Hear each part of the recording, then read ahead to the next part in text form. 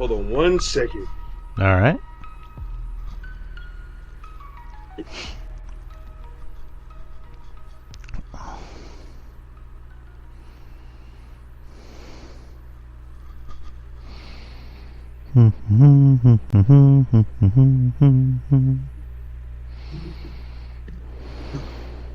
All right. All right. All right. We here. Are you good? Hold on. Let me turn this volume up. Holy shit. Turn my speakers up. Turn something up. Something's fucking up. Turn it up. Banging it, banging it, banging it, banging it, banging it, banging it, banging it, banging it. That This motherfucker. was interesting. Turn it up. I know, right? All right, there we go. It was the mic. I said, why does it sound like a mid-level shit? All right, here we go. Yes, sir. Welcome everybody to episode, I guess you want to call it 2 of the public ROTSN. I maybe butchered that. Revenge of the Savage Nerds. As you know, this used to be a Patreon show, but we've taken it public, taken it mainstream. I have released some retro episodes. I just released one not too long ago. Monty was actually on that episode from like 3 years ago. Yeah, we was killing people. Killing everybody, like we were the 7 from the boys. Yeah, we were just killing everybody like Homelander. But no, everybody's doing this lasered work. You're about to get these lasers, motherfucker. But yeah, just released that. I'll be releasing some more, as well as the show I did with Jeff Littman, Garden of Droom. I just released one last week, actually, on 4th of July. I'll be releasing another one pretty soon. Yeah, this is kind of I guess the newer episode for the public. We did one a while back, and now we're doing one now. Yeah, man, how you been? What's going on with you? I'm fantastic. I feel like the greatest thing on earth. Do tell. Man, I'm nah. In all seriousness, though, no, I'm just chilling, man, living day to day. Nothing really crazy. Nothing too crazy out of the norm for me, I guess. Right. I mean, that's good. I'm glad to hear that you're doing good. So I mean, it's always good when you hear your friends are doing good. Yeah, man. 1 hoe, 2 hoe, 3 hoes. RJ lives life fine. You're trying to be like the Count from Sesame Street. 1 hoe, 2 hoe, 3 hoes. Ah. Yeah. Yeah, you know what? That's good. Oh, man. Next time I get ready to blow, I'm going to use that, actually. Nice. Oh. It's like you're welcome. Thank you, sir. Yeah, man. I'm pretty content. Kind of the same old. Working. I got some new days off. I discussed that with you. I'm off Wednesdays and Thursdays now, so we're able to do this show on this particular day. So hopefully we get some more out. So I'm pretty stoked about it because I do the show. I do the Wednesday night show, and it gives me more time to edit and also do some things with the YouTube channel. So I know Justin. He's been trying to get me on to, I guess, doing more live YouTube shows. Which I've been thinking about. I actually installed OBS software, so in the future, I don't know when exactly. Me and him need to talk about it. I think once we get off of here, I'm gonna go up to his shop and see him and talk business. But, yeah, we're in the future. We're thinking about, taking it live on YouTube. And just yesterday, I made a YouTube short from the Sunday night show where Jeff Littman joined us, and we reviewed Heatwave and Money in the Bank, and took a snippet from there because I know Justin was like, "Yeah, you should upload some shorts like from the show just to kind of bring more people in." Because Ruben, I told Monty to do that too. Yeah, it's actually very easy. Like, it is easy, very easy. Because I do it for the CCW stuff, but I don't see when he records the stuff on Discord and stuff like that, and use Craig and everything like that. So he's got the audio footage. I don't have it, so I can't do it. Yeah, I can show him how to do it. So basically, I guess a little tip for anyone listening. So basically, if you have a YouTube show or if you upload your podcast to YouTube, or I think it might work for just like even if you upload your podcast to like other platforms. Basically, you just take like the URL link and you go to a website called YouTube Translate, and it actually has like an entire transcript of everything you talked about on that particular episode. And if you're looking for a certain topic or a keyword, all you have to do is just press find on page, and it takes you to that keyword. So that way you know which topic it is and like what time it happened and blah blah blah. Which is what I did. I just took a minute of a conversation, we had on Sunday, and just uploaded it to YouTube and also TikTok. So Ruben does it too for the show. Ruben's a little bit more. I'm a hack compared to Ruben. Ruben knows more about this shit than I do. I'm just barely learning in the 6 years I've been a podcaster.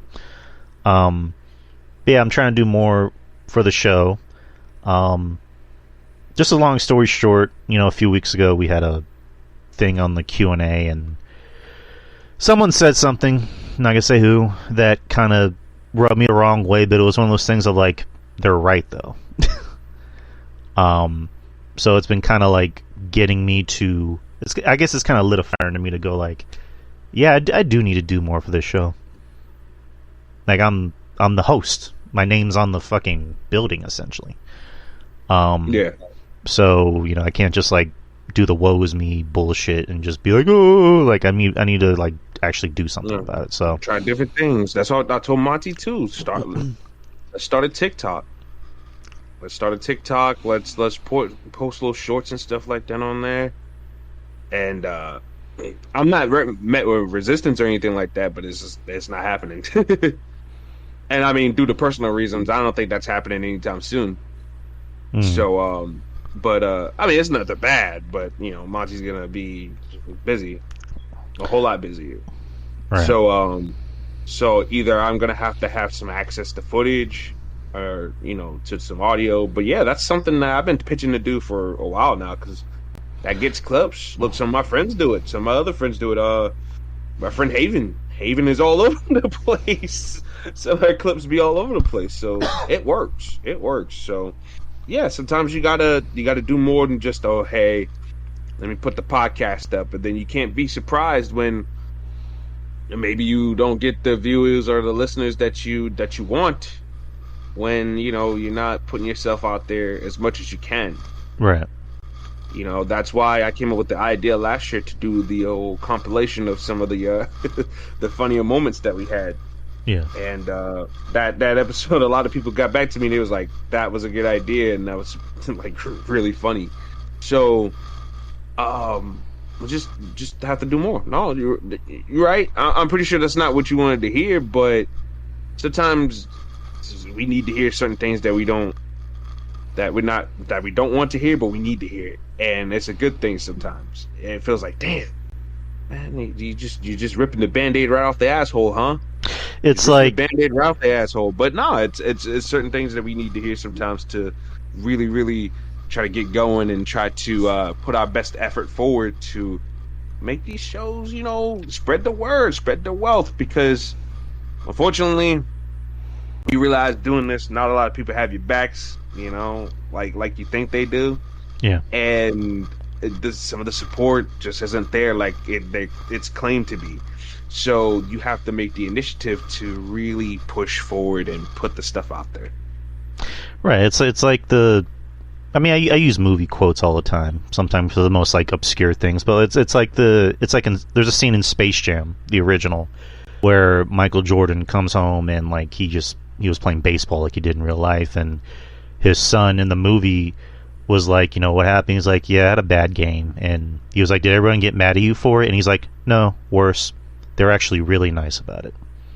Mm-hmm. Like that's kind of how I can, most things. It's like, I'd rather you just be honest and tell me that I suck and what I'm sucking at, so that way I know what to improve on. You know what I mean? It's like, even if it hurts my feelings, because that way I know you're saying that you're telling me the truth because you want me to get better, rather than just like, hey, it's okay if you're doing A, B, C, and D, as long as you're happy. Yeah, of course, of course. You know what I mean? Like I'd rather be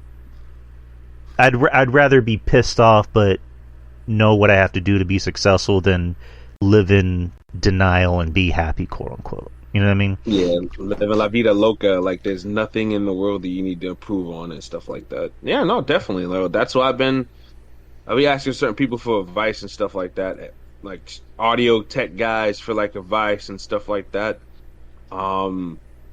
Just what can I say better? What can I do better? What do I need to stop saying? Do I need to stop being repetitive? Do I need to just come out of the gate and just speak better? Like, what do I have to do in order to get better? So no, it's okay. Like, why? For me personally, I played sports growing up, so I can take being I can take criticism and stuff like that, as long as it's constructive. Right. As long as it's constructive and there's some way I can learn, then I don't mind having excuse me, I'm getting out of these servers real quick. No, it's all good. But yeah, I don't mind the criticism, as long as it's constructive and it's something I can learn from and bounce back from. So yeah, like sometimes you need that, even if it's from my boys. I'd rather be from my boys. If you my boy, you my bro, hey, give it to me straight, man. Let me know what's good. It's I'd rather come from somebody that I trust than somebody that's a stranger that I don't even know. Exactly. But it's giving me the biz. It's even worse. Yeah, because Mish told me a while ago, like we were just talking in like Discord, and I just asked him for like his honest opinion, and he was just like, "Yeah, those are good. They're just a little long-winded," and that kind of stuck with me because it's Mish. Mish is, for lack of a better term, he's I see him as my mentor. He's right. one of the nicest guys you'll ever come across. Like that gets thrown across a lot for a lot of people, but Mish is truly a nice guy. Like, he's a sweetheart of a man.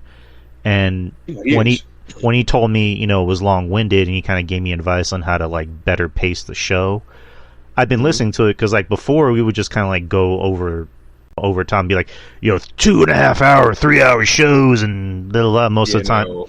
And those are fun, but most of the time it would just like, it get to the point where it's just like, wait, what are we talking about? Like, are we actually, or like, it's fun to bullshit, but like every now and then it's like, okay, we have to kind of like, we have a mission and we have to kind of get to the end of the line sometimes. Yeah. So, and sometimes it's just like, it's attention span too. Like, I don't think people have the attention span to sit around and listen to a 3 hour show, a 2 hour show. It's just not there. That's why me and Monty, we've been flying by lately with certain shows. Yeah, me and Justin too. Like, lately we've been keeping everything under 2 hours, or at least like an hour 50, hour 40. Because before in the past I would just kind of be the whole, let's do an hour and a half, and then 3 hours later. Well, with me and Justin, it's just like, okay, I have all these topics, and lately, like, there'll be some shows where I'll have like 10, 12 news topics, and when we get to a certain hour in the show, I'm like, okay, we don't need to talk about that. We don't need to talk about this. We don't need to talk about this. And most of the time, they're just like fluff pieces. They're just like, hey, somebody said this, or hey, somebody did this. And it's just like, is that important right now? Because we're already going over time, so I just kind of like knock those out. So yeah, we keep everything under at least 2 hours, at least, and we try to get out of there at least at an hour 45. Like, that's kind of the goal. And lately, we've been doing that. And another thing Mish taught me was just like, if you don't have an answer for anything, just say, I don't know. like if Justin, for example, says, hey, did you watch Dynamite tonight? No. I just keep it simple. Like, I don't try to say, no, but I heard that. Like, no, I just say, no. I mean, I saw clips, but that's about it. That's why you think I always say all the time. I didn't see it, so I'm not talking on it. If I didn't see it, I'm not speaking on it. I don't want to talk about it. I don't want to talk about it because if I don't see it and I criticize something or criticize something that somebody told me and I didn't see it with my own two eyes, and it wasn't even all that bad, or it was actually all right, then I look like an idiot. And I always tell Monty that too. Like, if you didn't see it, you can't say it's bum, because if you didn't see it, and if it wasn't bum, this is something that you don't like, then it's you're to me, that's when your credibility starts not being good in the eyes of people, and that's one thing I don't want. Like, if I'm gonna say something and be adamant about it, I want it to come across as genuine as possible, non-biased as possible, and just keep it at that, and just keep it rolling. So, right, no, I agree with that way of thinking. And also, just like, I'll admit something. I'm proud to admit it. Justin knows more than me. He as far as wrestling goes, he has a vast knowledge of wrestling, and that's okay. Like, I mean, Drew, we all know you're a basic bitch when it comes to wrestling, and you've admitted that. Yeah. So there you but go. Justin is me and him are kind of like kindred spirits a little bit. We kind of watch a little bit of everything. So and that's cool. But Drew, that's cool though. I don't see you tearing her. Oh man, Justin, you like watching New Japan and you like watching this? No, No. Right, it's just like I don't like arguing with people anymore, especially Justin. He's my friend. I'm not gonna get mad at Justin. I mean, we've already had our arguments about how he feels about certain wrestlers, and it's just like, why am I gonna get mad at a friend for liking something that I don't like? Like, that's just stupid. That's immature. Yeah, no, exactly. We all have different tastes, and we all have different things that make us happy. But that's the beautiful thing, though, because I always say another thing too. You don't want to have a podcast where it's just an ass kissing session. Oh, I two guys fucking hate those. Oh my god! And two guys just agreeing on things at every turn. It's cool to agree on things. Don't get me wrong. Like, I told my friend Andrew, like, me and Andrew did like a couple of shows, and he's like, "Wouldn't it be better if you and I like disagreed on?" I'm like, "No. If we both truly feel the same way about an idea or a topic or something like that, then just say it. Like, we don't need to disagree all the time, but we don't need to agree all the time either. It's fine. It's fine. Like, organic reactions and organic opinions help push these shows a whole lot more better. I watch certain shows and stuff like that and listen to certain things. I'm just like, man, this is ass kissing fest, bro. Can't listen to this shit no more. And I dip out because it's like, man, this is just too much. And yeah, man, just keep the opinions raw and real as possible, man. Yeah, like, and that helps. And that helps for a better show, you know what I mean? Like, me and Ruben naturally kind of disagree on the whole Marvel thing, and like, we had a show a while ago where we were kind of like, not, I guess, arguing, but not like yelling at each other, like, fuck you, like, blah, blah, blah. We were just kind of like going back and forth, where I was very adamant about how I felt, and he was very adamant about how he felt. But at the end of the day, he was like, yeah, we can have an argument, we're fine. like, no, that's, as long as you're grown men and don't take it too far, too idiotic about. Yeah, sure, we like certain things. We'll back it up to a point. But I like to think, as grown men, that we can come together and be like, hey, we had disagreement, but hey, the water's underneath the bridge. I'm not gonna fuck you and fuck your wife and fuck your dying grandmother. No, like, that's out of control. So yeah, right. I think that's just and here, guys, we're giving you a little bit of free game on what not to do as podcasters. Exactly. Just be cool. Just be cool. Be yourselves. Turn up the volume on yourself just a little bit, and just do what you have to do. But don't try to make a spectacle out of things when you don't need to. You know, and another thing is just like, I run into this problem of overthinking an opinion. You know what I mean? Because, like, for example, you know, the Money in the Bank, like, you know, Soup, you know, did a post show about it, and I thought it was okay. I didn't think it was great, but I thought I enjoyed it. And, you know, they thought the opposite, and, you know, I was like, of course, I was like, what? Like, what the hell? And, like, I kind of had to compose myself, like, and I'm like, all right, let me hear what they have to say, because they know more than me. Like, at the end of the day, I don't argue with people that know more than me. I'll challenge them a little bit, but at the end of the day, Joe Numbers knows more than most people, and by most people, I mean all people. Mish, and again, same with Mish. So I listen to their opinions, and I'm like, oh, fuck, they're right. No, but here's the thing, though. I'll give them credit, though. Even if you did, but just in general, too. Even if you disagree with somebody, you give them a chance to give a thorough opinion on why they feel that way. Exactly, yeah. And that's what they do. Joey Numbers in Joey Numbers fashion will explain to you why he didn't like something. It's never going to be a thing, well, I just didn't like it. Why didn't you like it, Joey? I just didn't like it. I mean, he's been a part of wrestling since he was 16. Of course, like he's exactly gonna have he's gonna have a more, I guess, thorough view on wrestling. Yeah, of course, because like he's seen it from a different angle than a lot of other people have. And I just think that it's fine as long as they have a good, convincing, thorough opinion as to why they feel a certain way. And they're not just hating just to hating or liking it just to like it because yay, you know what I'm saying? So to me that's boring when you don't give any no real game on why you like something or dislike something. Right. Everybody has a more nuanced view, whether you're a fan or whether you're somebody who's actually in the business. Part of the business, still part of the business.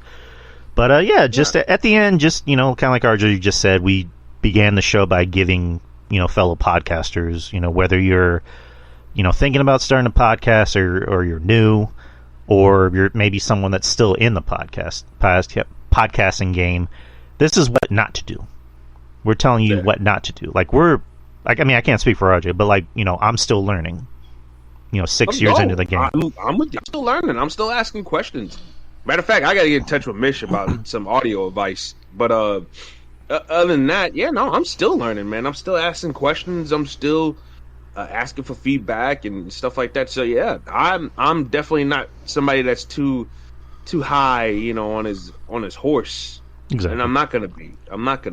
Which is what you should. The day they cut me a check or something like that, then maybe I might be high on my horse. But it's like when I hit the lottery, I won't tell anybody, but there'll be signs.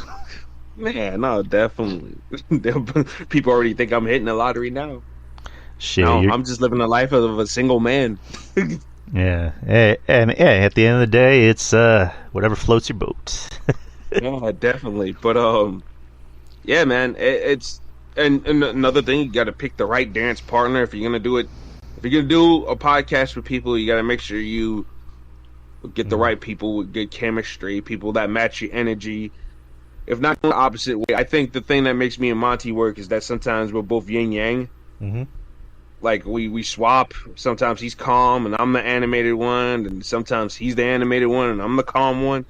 We have to talk each other off the ledge. So I think it's like that kind of stuff works. Like you and Justin work. You guys obviously personal friends and stuff like that. So that makes it even more better. Shit, known him since middle school. Because you guys can give each other the business and not feel some certain way about it because you guys know you guys know each other. You know what I'm saying? So that helps. Same thing with like everybody likes when I do shows with Tiffany, because me and Tiffany know each other well, and me and her, like it's really good conversations we have whenever we do them.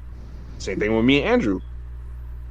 Like people like those, so you just have to have the right dance partner when you're doing this stuff. Joey and Mish, D'Antoni and Kev, like those guys know what they're doing, and those guys just match each other's energy and stuff like that, and they bring different dynamics to the show, and it makes it very, very enjoyable to listen to those guys as well. Who else? Me and Monty's friends, Jesse and Andy from Ringside Renaissance. Same thing. Those guys are really good friends, live in the area near each other, and they have good chemistry, good camaraderie, and that's something you like to see. So yeah, there's plenty of people out there that have the right dance partner, and then you have other people that are just kind of like forced to work with each other. Mm-hmm. It's like, and you can kind of see it. The chemistry isn't there, the camaraderie is not there, and nothing makes a better show like two people that clearly aren't getting along and clearly not on the same page, and clearly do not want to be here. So exactly.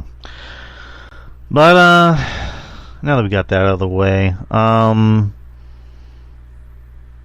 forgot where I was going with. I had a point. Oh, okay. So we can talk a little wrestling news if you're okay. If you're okay with that. Sure. Yeah. Because a lot of things kind of broke after we did the show. Like the Stephanie Verkeer stuff kind of broke after we got offline yesterday. So Yeah, talk about that. We can talk about that. Yeah, Justin brought that up. So as we all know, Stephanie Vakir, she signed to WWE. Like, it's official. Shawn Michaels broke the news, and then she replied with like a heart emoji. So she's going to WWE.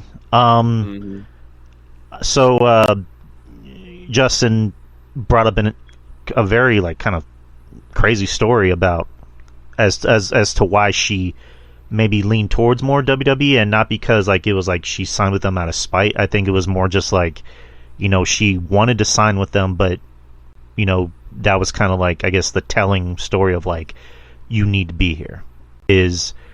I didn't even know about this because I literally didn't hear about this girl until like maybe a few weeks ago. So I'm just now knowing more about her. So the story with the guy in Mexico beating her up. Yeah, like her ex-husband or boyfriend, I believe. Yeah. Who's a wrestler, by the way. Yeah, he abused her physically. Yeah. And Roosh and someone else in AEW are with him, and they, publicly supported him online, and they took down the tweet. And she, as you know, she was at what the fuck, Forbidden Door. There you go, Forbidden Door, wrestling Mercedes. And from what I heard, it was actually a good match, and she got a positive, reaction from the crowd. Drew, not to cut you off, but Stephanie Vakir carried Mercedes. I believe it. Stephanie Vakir, let me tell you something. Stephanie Vakir was doing all kinds of shit, and it takes two to tango. And Mercedes said herself, but Stephanie Vakir was whooping Mercedes' ass. Because I seen her the match she had with Lady Frost, and then I seen a couple of matches she had in Mexico. Because I was trying to kind of sharpen my mind to like CMLL, so I was watching a little bit of that. And ironically, you mentioned Roosh. I hadn't watched CMLL consistently since Roosh was there. Right. With him and La Mascara, they were still carrying the Los Ingobernables name over there. So I haven't seen CMLL really since. But no, Stephanie Vakir is. That girl's a beast, man. She is a beast, and that's a good pickup for the women's division. But I'm gonna tell you something right here, right now, man. A lot of them green girls, the Green Hornets, as me and Monty call them, they're gonna need to step their game up, because between her and Julia, they not gonna play around with them. Oh no, they are not gonna play around with them. Julia be stiffing the fuck out, which I don't think Shawn Michaels is gonna encourage that, but. No. Some of those girls, they gotta have to watch out for that. And I think Stephanie Vakir, with how technically sound she is and uniquely technically sound she is, them girls got to be ready for some of them moves too, bro. Oh yeah, but yeah, the story, basically, story. Long story short is I don't know if that was the official story, but the way Justin was telling it, that might have been, I guess, the incentive to sign with WWE, and not like. I guess I have to go here because they're there. It's more of just like maybe she was leaning more towards WWE in the beginning, but that was just kind of like the universe telling her, you have to go here. Like, it's better for you here. Another thing is that she had a tryout for the WWE back in 2018. I read about that, yeah. And, like, she hadn't seen a family in a while, and yeah, they were, like, cool with that. So I guess that was another thing, another callback to a nice gesture and stuff like that, so... And I think maybe she sees what they're doing over there in NXT and with the main roster to a lesser degree. Michaels, one thing we always say about Michaels, Commissioner Googly Eye, is that he'll find a way to fit the girls on the show, whether it's a promo segment or a match. All the matches ain't gonna be great because it's impossible to have a bunch of great 5-minute matches, but Shawn Michaels, he tries to get the most out of his roster. That's one thing I say about Shawn. Right. And you're doing something in NXT. If you're not wrestling, you're in the backstage segment. If you're not in the backstage segment, then you're doing some type of weird angle in the parking lot or some shit. Like something's or level up. That's or level up. You're wrestling on that, and level up is a good watch. It really is a good watch, and I'm telling you, I love the fact that they're going back to the developmental roots, and they're hiring a lot of Green Hornets and stuff like that, and watching them grow and progress is like, that's a beautiful thing. That's why I was a fan of FCW and NXT to begin with, you know. And people argue with me and challenge me online about it, but it's like, dude, like y'all get mad when certain indie talent signs here, or signs there, but then get mad when WWE doesn't treat them right, or maybe they might be a little bit of a mark for themselves and leaves WWE or wants their releases, shit like that, which is fine. I mean, that's your decision. Do what you want to do. But they're getting people who aren't marks, and they're paying them to train, and some of them are advancing and getting better and better, and they're doing what they have to do in order to be good at this business. It's crazy. So, I don't know. But Stephanie Vaquer and Julia, that's two big pickups, and Monty's favorite wrestler, JHGH, her contract is coming to an end next year, so I have no doubt she'll be in NXT for a good bit, if not the full-blown main roster, because I can see her just going straight up to the main roster. But, she has an interesting look. I mean, she comes out with the Maleficent type of horns. I've never seen her wrestle. Even Justin was like, yeah, I'm not too familiar with her matches. He only saw like the one she had with Julia, who, again, another WWE signee. So, again, Drew, I'm telling you, she is good. I don't doubt it. If you like hybrid, to me, she's a hybrid wrestler. Technical, but she's hard hitting, and she can fly around a little bit too. But it's mostly technical and strikes and shit like that. So she is just, she was fucking Mercedes up, man. She was fucking her up, man. Man, it was crazy. The bridges and the fucking, and usually I mock Zack Sabre Jr. for that, but he does that the whole entire match though. Stephanie Vaquer, she was laying it on thick, doing all kinds of different moves, and the technical moves, they stood out when she hit them. And like I said, them girls better be ready. That's all I gotta say. I have no doubt they'll get her to they'll water it down just a little bit, domesticate her a little bit, but them girls better be ready though. They better be ready, because they get caught slacking. That. Speaking of another possible signee, apparently WWE's bringing in another European female wrestler, Delta. Oh yeah, no, that girl's a beast, and I always say all the time, we need variety in wrestling. Not every girl can be pretty. Not every girl can be, the I'm just here to wrestle type thing. And I mock Monty for that all the time, but yeah, like not everybody can just be here to wrestle and fuck everybody up. Because if you have that, then nobody's really here to fuck everybody up. Because if everybody has the same gimmick, nobody's special. So, but this girl right here, she's jacked, she's big, she looks mean, and yeah, no, I seen her wrestle, and she's wrestled some men too. She ain't afraid to throw down. So, if she signs, that's another good signing right there. Oh my god. Right, yeah, no, WWE ain't playing around, man. They getting the right ones. They're not just signing, because I felt like after a while when Black and Gold was still around, they were just signing everybody and their mom, and it was like, is that person really needed? Right. I don't think so. So I'm glad that they're picking and choosing their spots of who they get from like the indies and guys and girls who are wrestling now. I think Vaquer and Julia are two good exceptions. But this Delta, if they sign Delta too, that's another good one. Because that girl's a beast. So she kind of looks like... I'm trying to figure out who she looks like. I had the name on the tip of my tongue. A lot of people say that she kind of looks like Luna Vachon a little bit. Yes, there you go. Yes. Yeah. You know, and you could definitely see that. Yeah. Oh man. Again, I don't know these girls from a hole in the wall, but like if you say they're good, obviously WWE sees something that I don't. Like I mentioned, I'm a basic bitch wrestling fan, but yeah, just the women's division in NXT is the future of women's wrestling. Like they are just, it seems kind of fucked up to say, like they're churning out, talent. Whether it's bringing in talent from other places or, creating your own talent, which is, NXT Black and Gold. Like, yeah, it was fun, but for a while they lost sight of what the point of NXT was, which is create your own stars. And creating your own stars, yes. Yeah, they were creating their own stars for a while, but like after a while, Triple H try to be the cool. He tried to be the cool stepdad, where it was like, Yeah, "Hey, I got Kevin Steen, I got Sami Zayn, I got I'm cool. Huh? You like me? Do you forgive me for not putting Booker T over at WrestleMania?" You know what I mean? Like, and after a while, it's just like he kind of shot himself in the foot, because it's like eventually these guys are going to go on the main roster, and do you really think Vince McMahon is going to look at Adam Cole and go, "Yeah, main event of WrestleMania, yeah"?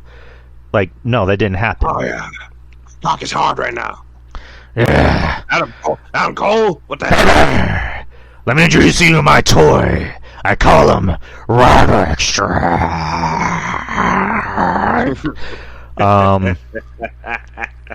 Yeah, so but you're right though, and I've been saying that for a long time, but people wouldn't hear it. And look, I was the biggest NXT supporter, but I liked it a whole lot more better when they did have.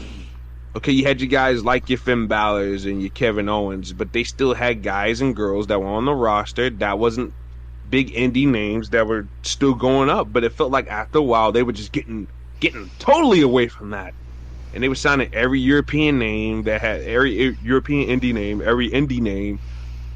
I mean, for God's sakes, they signed Timothy Thatcher. That was probably the most shocking signing of all time, honestly. Mm-hmm. When I saw Timothy Thatcher walk through that fucking stage the first time, I'm like, what the hell? Timothy Thatcher? What the fuck? That's how you knew NXT was just this. Triple H was signing everybody just to sign them at that point. And it was just like, yeah, these quick fixes aren't it. And then now AEW has the black and gold roster. Pretty much the whole thing. Pretty much. And yeah, Keith Lee, where Keith Lee at? I can't find him. Malachi Black? Is Malachi Black still in timeout? Like, come on, like, I know they got to win at the pay-per-view, but like, where Malachi Black at? I can't find him. Like, it's crazy, but NXT right now is really fun. It's fun to watch because people, I can go back to me and Monty's old shows from back 2020. I was getting tired of NXT. I remember because nothing was changing. It was the same shit. Kyle O'Reilly, Adam Cole, Johnny Gargano turning to him and Tommaso Ciampa feuding with each other again, but in reverse. It's like, come on. Like, either let these guys go to the main roster or let them go. And eventually, when Vince McMahon, Triple H had his respiratory episode or whatever you want to call it, Vince, he had the right idea. It just wasn't executed the right way until Shawn Michaels got his hand up. That's when things started getting better, because Shawn Michaels was like, all right, well, here's what I'm going to do. I'm going to focus on getting the green guys and girls the reps, but I'm going to pair them up with some of the vets that I do have and some of the guys we have over from the NXT UK brand. And Michaels, he matched it up nicely. Mm-hmm. So you had a green person feuding with somebody with some experience that could help carry them in a match. And I thought his ideas were working. I think his ideas were, and everybody's got pretty much a gimmick or some type of storyline focus where they sometimes, they're doing talking to hone in on their talking skill. And right. Shawn Michaels is smart with that, like the Chase U stuff.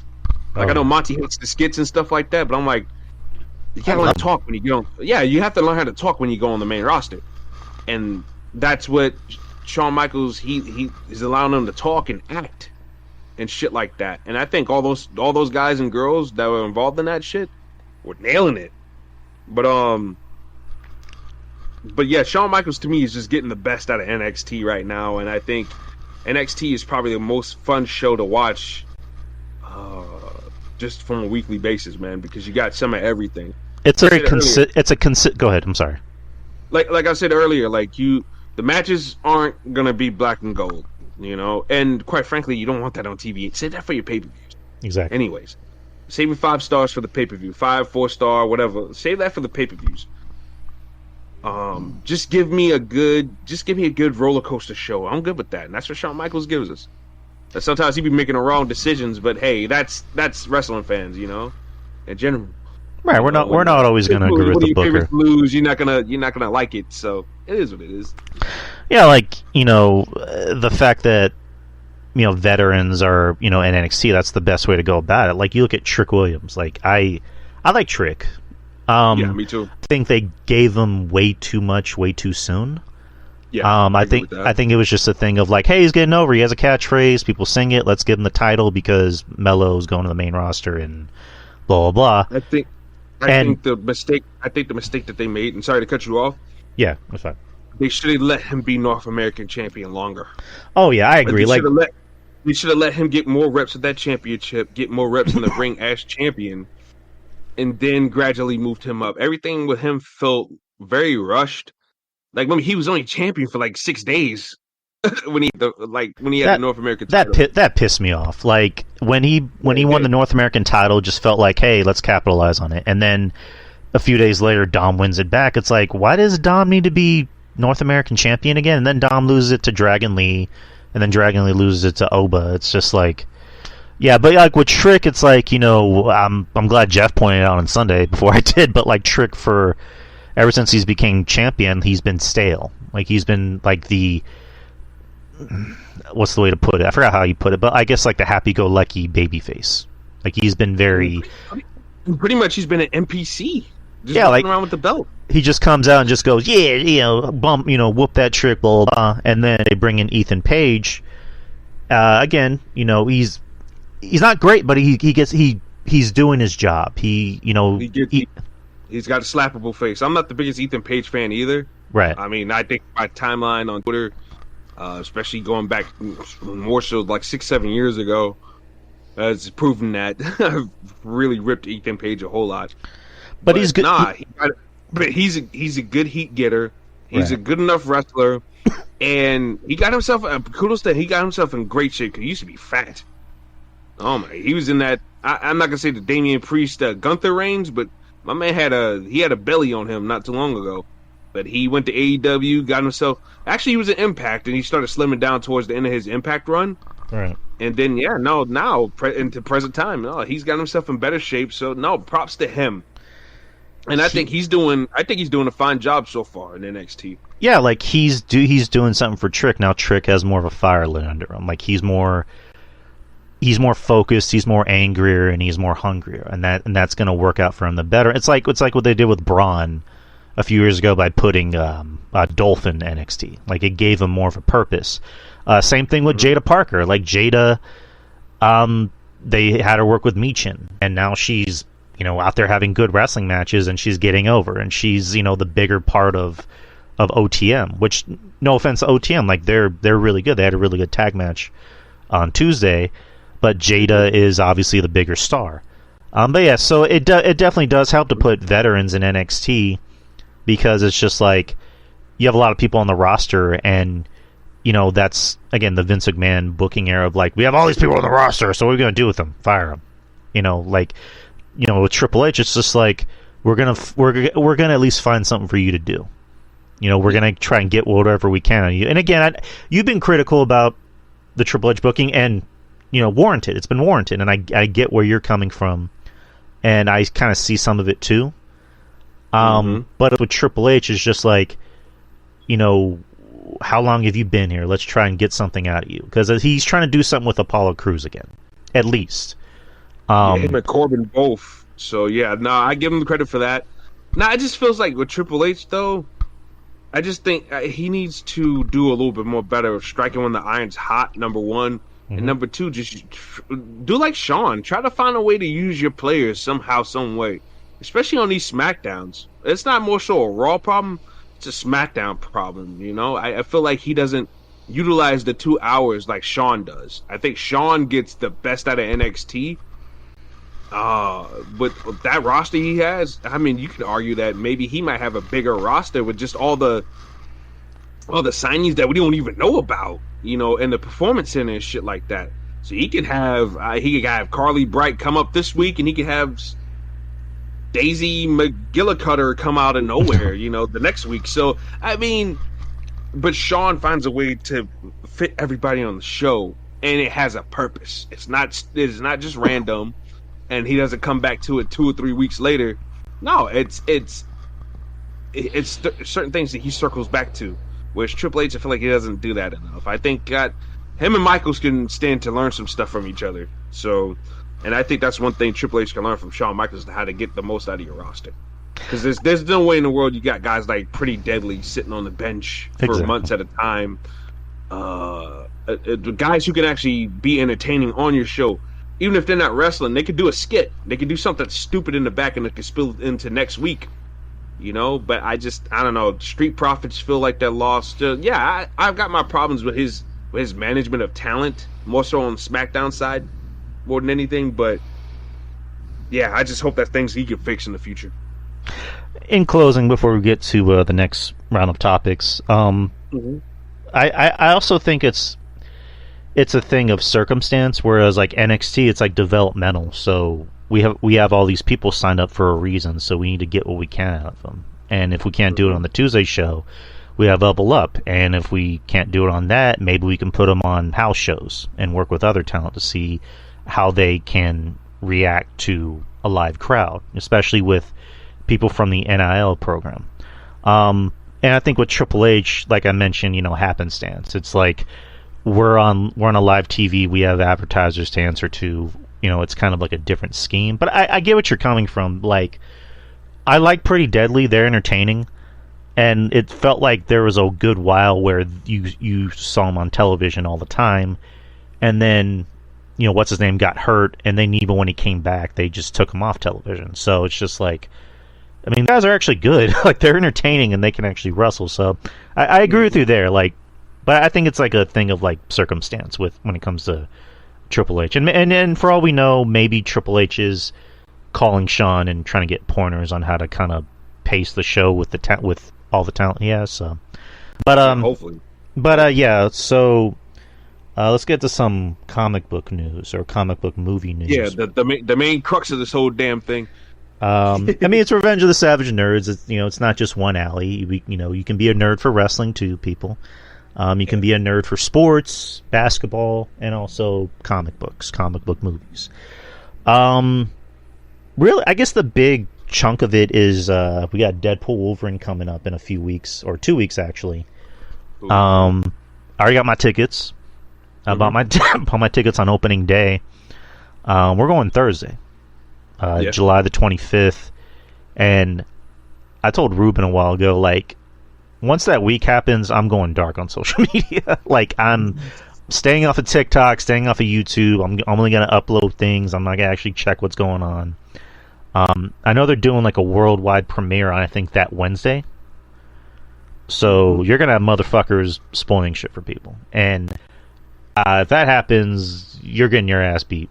Like, I don't care what the fuck happens. Like, I will show up to your house and beat your ass.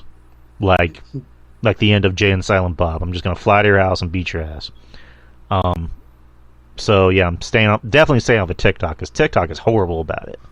Like, TikTok will literally have the caption up like, "Spoilers, somebody dies." It's like, fuck. And then I have to like hit myself in the head to forget that memory.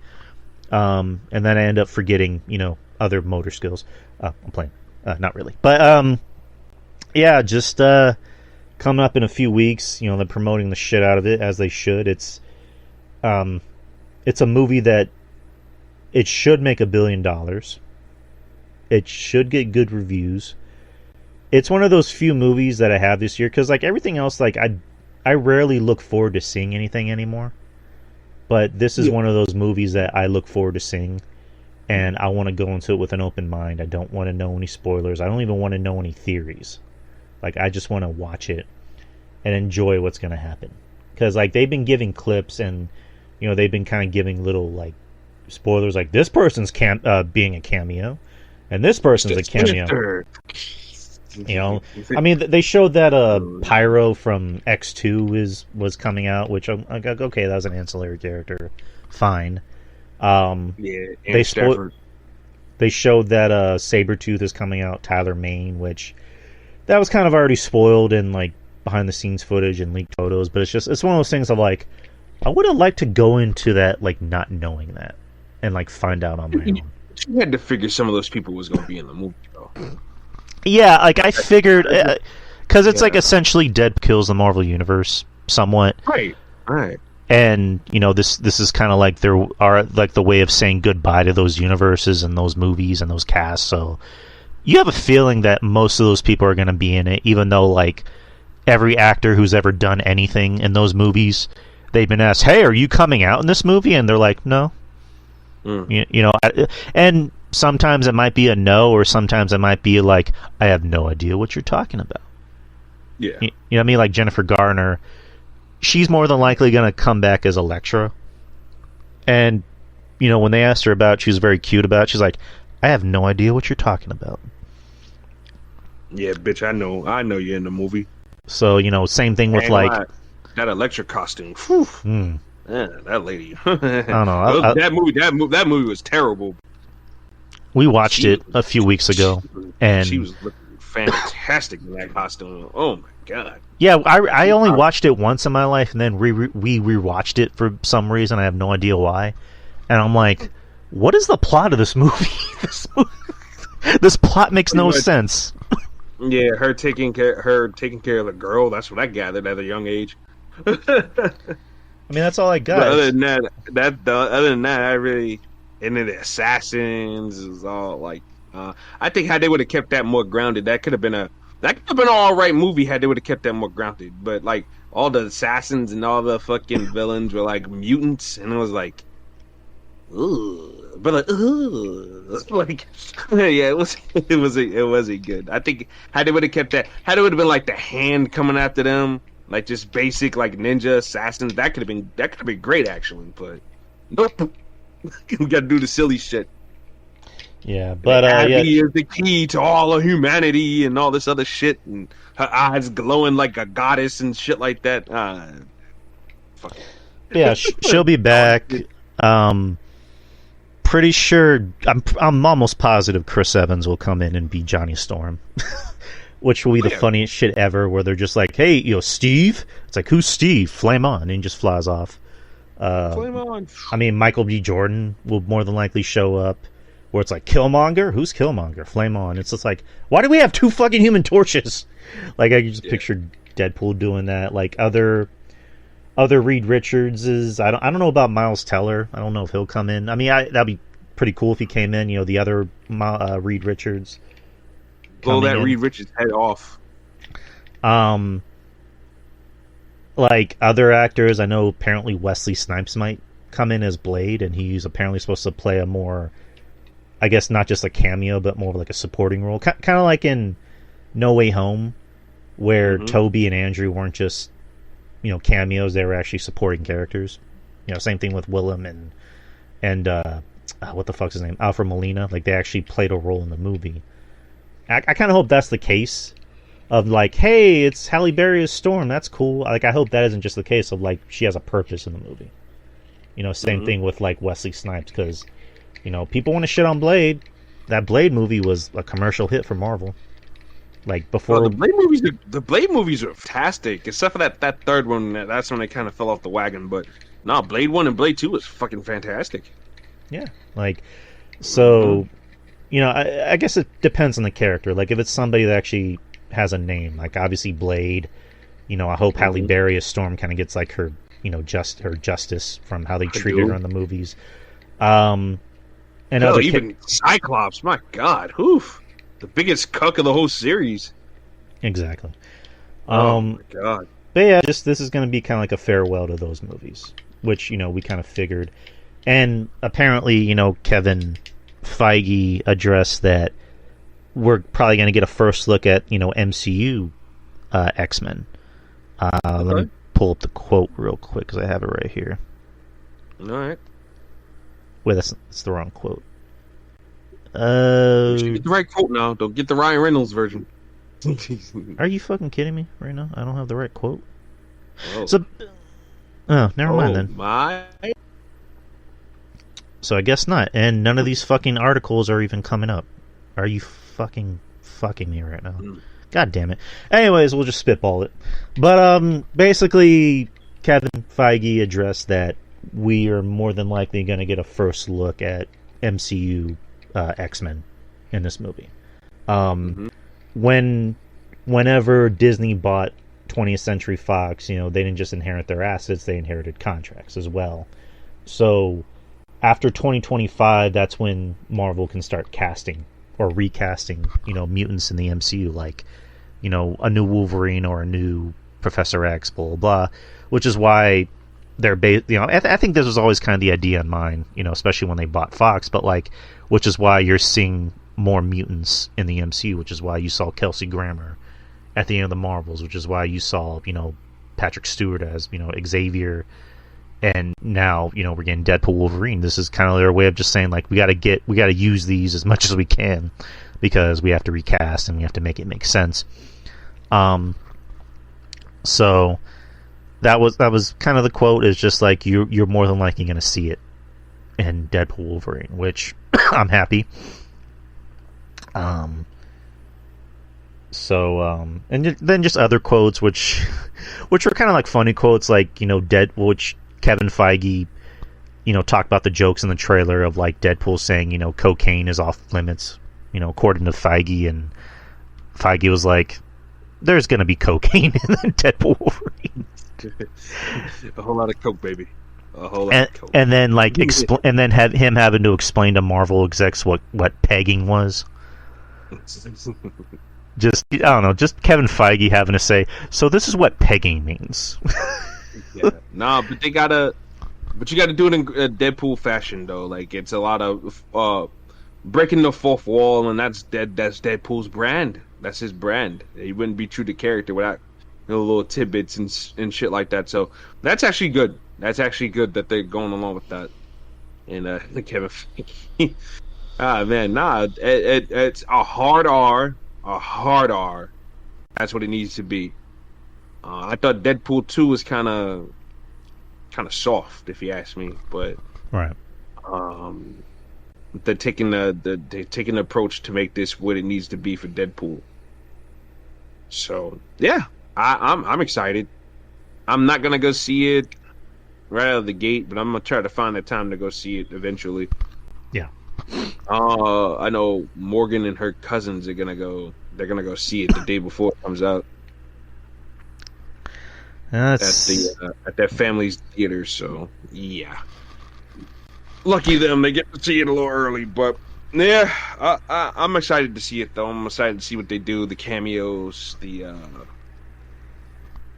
just how they wrap all this 21st century Fox line of characters and movies, how they wrap this up and give them a good ending. So that's definitely intriguing to see what happens there. Can't wait. Other comic book news. So apparently today we're gonna get a teaser trailer for Captain America: Brave New World. Oh boy, man. Which you've been very critical about. This movie to be good, and I agree. It's Captain America. It needs to be good. It definitely needs to. But go ahead, Drew. No, yeah, it's supposedly supposed to come out today. There hasn't been a time frame as to when it'll come out. Usually trailers drop early in the day, in the morning or in the afternoon. But once that happens, I'm gonna do a trailer reaction to it. I've been doing trailer reactions for a while. I'm gonna start doing that more. But yeah, that's there's a lot riding on this movie. There's been a lot of backstage drama around it.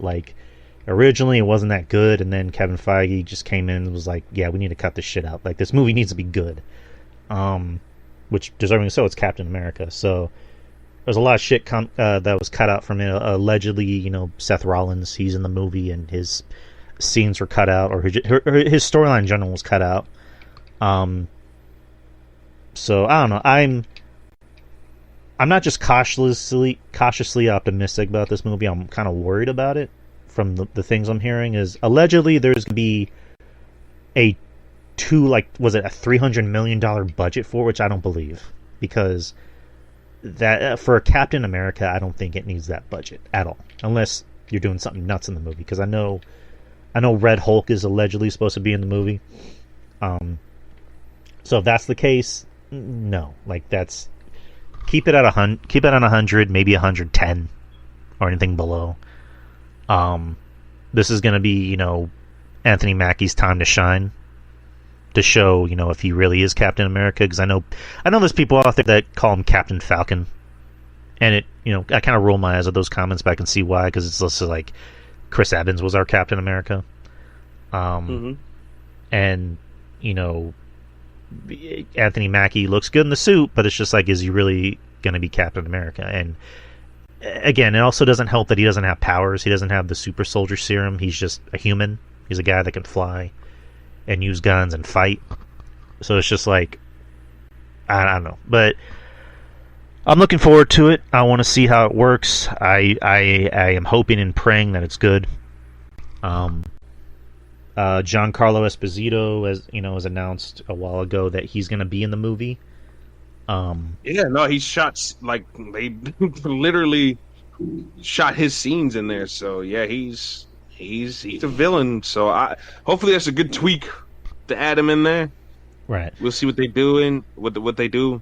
But I don't know, man. It's not that I hate the movie or anything like that. It's just the director's track record is not good, Drew. Yeah, I know.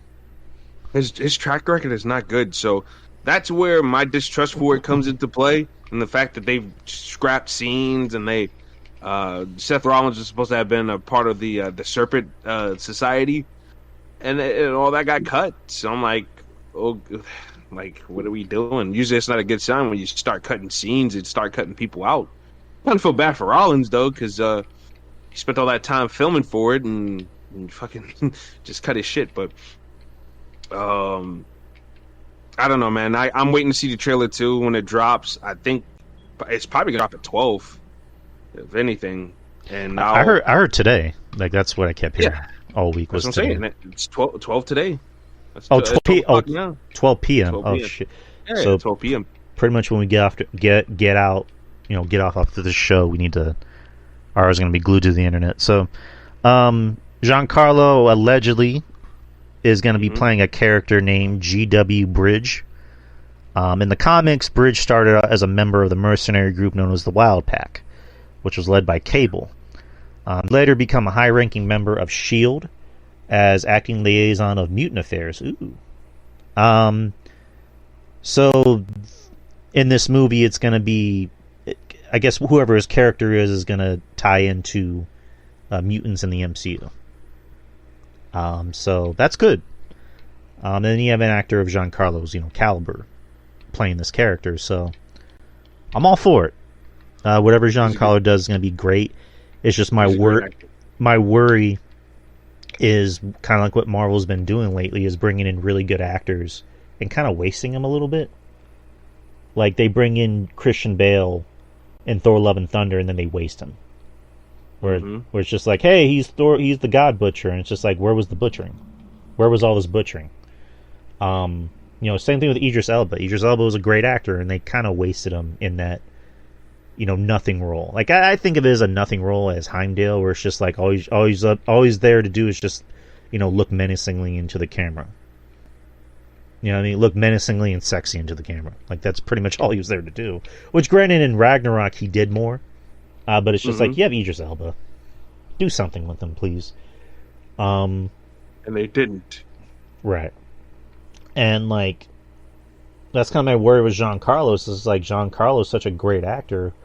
What are you going to do with him? Like, give him something interesting to do. I'm not saying have him play Professor Xavier, which that'd be fucking dope if he did. But it's just like, do something where he stands out, which we know he can stand out because he always does. So that's kind of my worry. But yeah, that's Captain America 4. Other announcements, these are just like TV show announcements. Wonder Man, which has been in the can for a while, as long as fucking Ironheart. Ironheart's been I think Ironheart's been finished for like 2 years.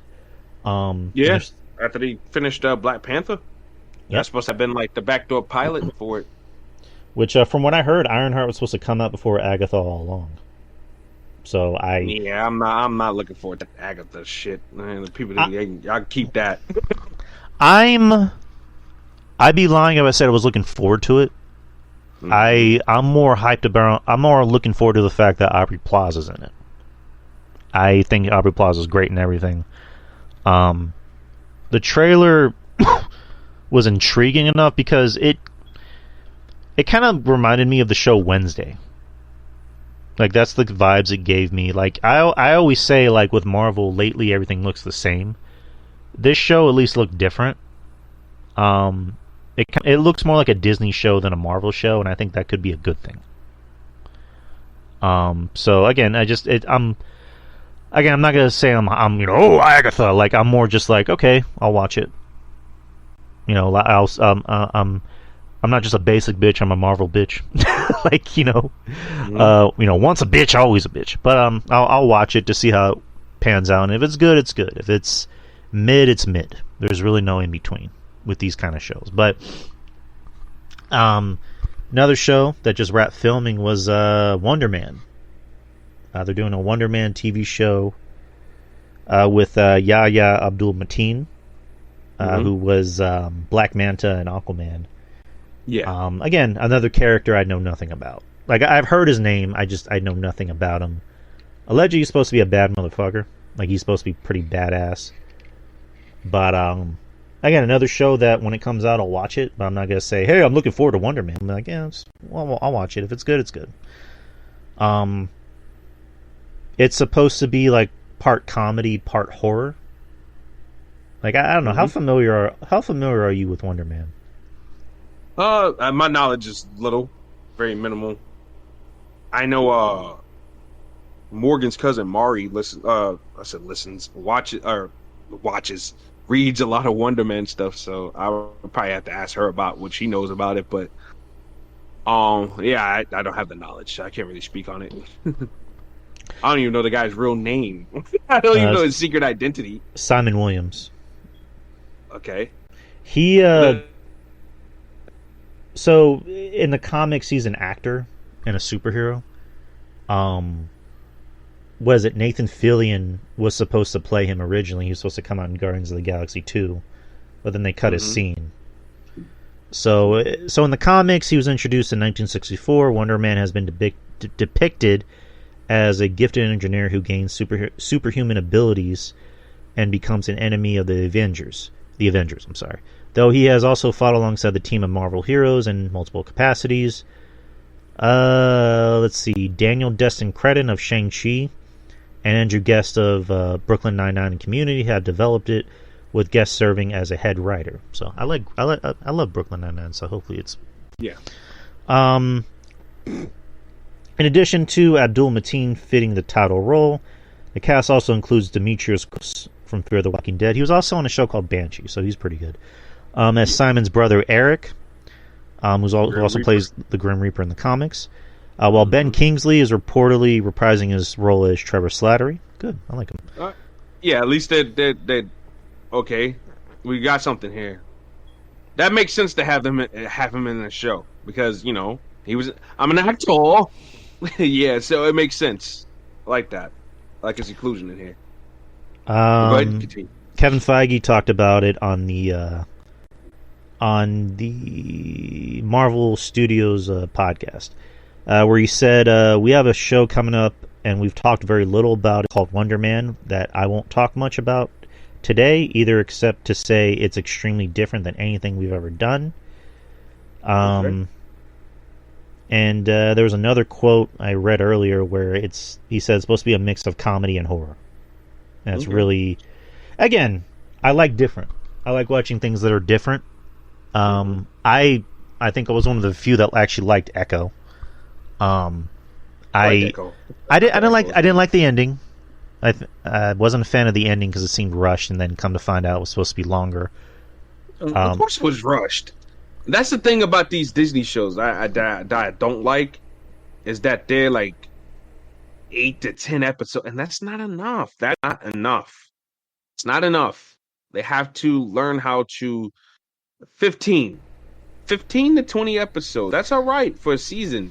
Right. Especially if it's going to be, you're going to have multiple seasons and stuff like that. And you're already committed to that.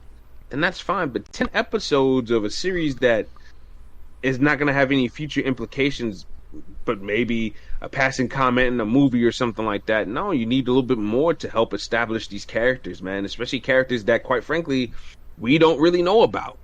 So I don't know if it's going to be... I'm looking at it right now. It's going to be 10 episodes. Like, It's not enough. That's not enough. That's not enough. I think so.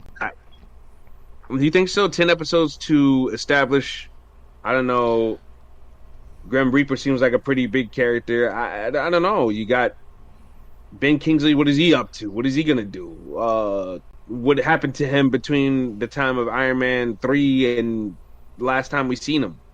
The big problem with a lot of these Marvel TV shows, especially with like newer characters, is you don't give them time to really earn their powers and also tell us, the audience, like, what are these powers?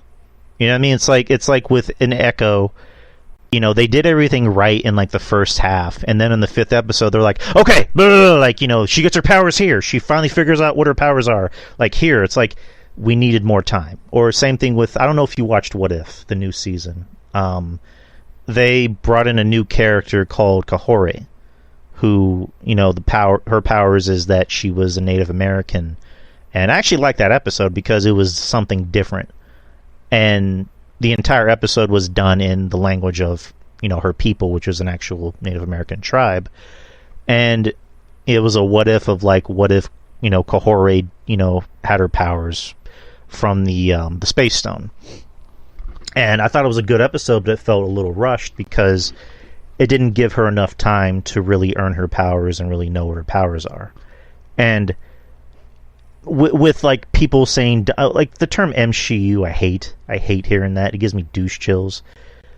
When you do stuff like it gives me I can't get pussy energy, and so I'm gonna bash women. That's what kind of energy it gives me.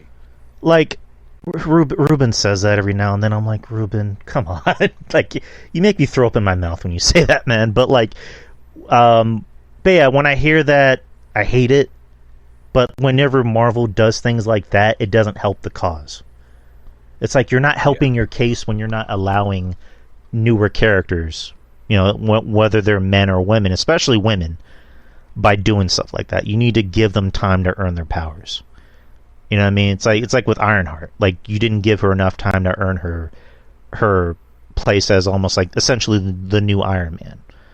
So just, you know, again, they need to take their time. They need to use kid gloves, especially with their female characters. And baby steps. Yeah, exactly. But yeah, Wonder Man, when it comes out, I'll watch it. If it's good, it's good. If it's mid, it's mid. But you kind of hope with these newer characters that they're good, that, you know, they actually you know, strike while the iron's hot. We have a few more things to get to, and we'll kind of call it a day. We don't need to talk about that. So, Spider-Man Noir, as we announced, there's going to be a Spider-Man Noir show. I think it's on MGM Plus. Amazon, there you go. Amazon. I was way off. Nicolas Cage returning to the Tyler role. I think it's going to be live action. I believe it's live action, which is pretty big because, you know, Nicolas Cage for the longest time was very adamant about, you know, I'm an actor, I only, you know, do movies. You know, Nicolas Cage, you know, is very famously in turning down like big TV roles. Like, he turned down a role in Sopranos. He turned down the role in Breaking Bad. Like, that was almost him before Bryan Cranston, and he turned it down because he's like, I'm an actor, like, I only do movies. And now he's been very open about, yeah, maybe I'll do TV series, you know, depending on what it is. Yeah. But yeah, he's returning as Spider-Man Noir, and they're really trying to make this show feel special, with some new casting. So as they should. If you're gonna insist on making this a show, go all the way with it. Like we say all the time, don't stick the tip in. You got to go all the way. So Lord and Miller, I don't know if you heard those names. They directed both of the Spider-Man Spider-Verse movies. They're not only producing, or I guess like showrunner for this show. They're actually they're going to be the I guess the new Kevin Feige's of the Spider-Man Sonyverse movies. Oh God. Which, I mean, those guys are good. So, like, I mean, they've done masterful, to me, very powerful work when it comes to the Into the Spider-Verse stuff. So yeah, no, I trust them to try to make something happen. But the thing is that I'm just tired of this whole thing with Marvel and Sony just going back and forth with the Spider-Man shit. Like, it's really getting on my nerves. It really is. No, I get you. Just let them have Let them have their Spider-Man. If you want to make that Spider Noir, then do that. Because I'm not going to complain. Spider-Man Noir, like, that's a good character. Nicolas Cage plays that. He plays that role very, very well. He really does. So, and it fits Nicolas Cage. I always call Nicolas Cage, oh, this man sounds like a dope. And that's what Spider-Man Noir to me is. He's like this dopey, as far as like personality goes, dopey personality. Private investigator Spider-Man, like not really a dope, but he's he's an overactor. You know, Nicolas Cage overacts, and I think that's what works in this role is that he overacts. You know, like in the first one, he's like, sometimes I like to burn my finger just to see if I can feel something, anything. And you know, Nicolas Cage, whatever you want to say, what you want about him, he never phones anything in. No, like tonight, I'm going to see a movie that he's in called Longlegs. And I've been looking forward to this movie for the longest time. Like, he plays a serial killer. And oh, boy. Nicolas Cage as a serial killer, like, that's... it's going to be nuts. But, yeah, Spider-Man Noir. They just did some more casting. Lamorne Morris, who was in The New Girl, he's going to play Robbie Robertson on the show. That's interesting, because, I mean... My man, Mr. Morris here, he's a younger man. He's not an old guy, so that's definitely an interesting choice. No, but that's a good choice though. He's a good actor. I've seen a couple of episodes of The New Girl before. He's a good actor. Oh yeah, good. Yeah, New Girl. It's weird because like I found myself laughing more at the guys than the actual New Girl. And it's not a shot at Zooey Deschanel. I think she's talented. But it's just like the guys on the show, like Jake Johnson, another Spider-Man alum. Exactly, I was going to say that. Yeah, I forget who the other actor is who plays his best friend. Like he's funny. Yeah, like the guys I think are more funny on the show because you know they're kind of dopey characters and they're very over the top and and at the same time they're serious about it. I think that's what makes them funny. Another casting news on the show: Brendan Gleeson. You know, famous, esteemed actor, you know, in like countless movies. He's going to play the villain on this show.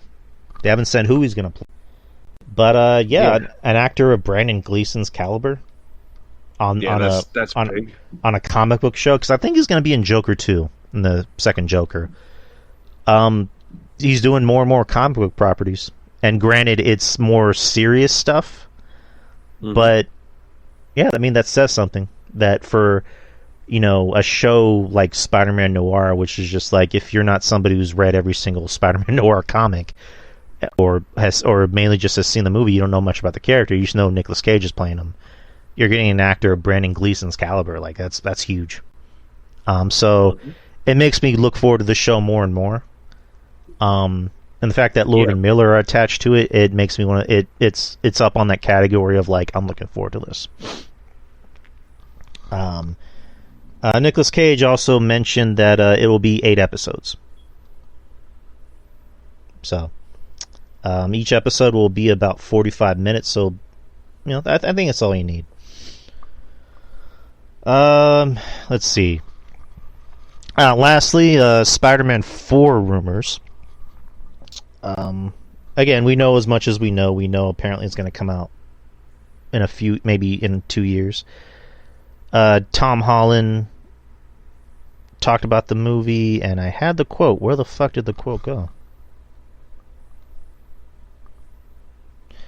All my fucking articles are fucking up. What the fuck? Oh man, you are losing quotes like a motherfucker, man. I'm sorry. It's the fucking website. Oh shit. But basically, Tom Holland just said, "Listen, the last movie was huge. Like it was big. So it was huge. When I come back, like it can't just be like I'm back just to be back.